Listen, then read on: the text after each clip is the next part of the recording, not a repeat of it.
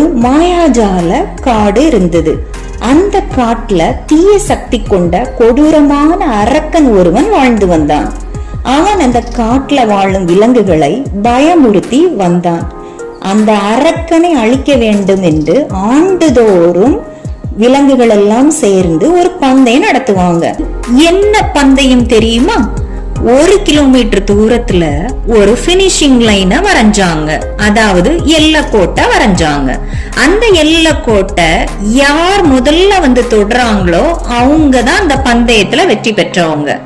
அவங்கதான் இந்த வருட இந்த காட்டுக்கான ராஜா என்று அறிவிச்சாங்க.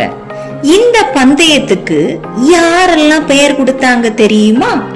சிறுத்தை, முயல், ஆமை, இந்த 3ம் இந்த பந்தயத்துக்கு பெயர் கொடுத்தது.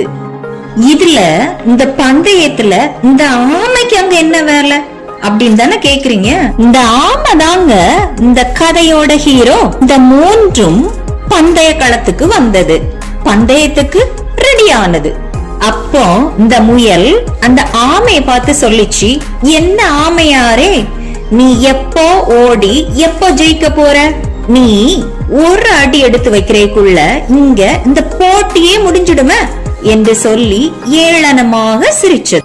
மெதுவாக போறது எல்லாம் என்றைக்குமே வெற்றி பெறாத ஆமையாரே, இது வேகமான உலகம் என்று சொன்னது சிறுத்தை.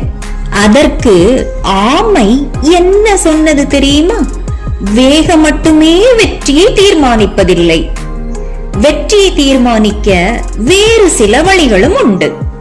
இங்கு விவேகத்துக்குத்தான் முதலிடம் என்றது ஆமை. பந்தயம் தொடங்கியது.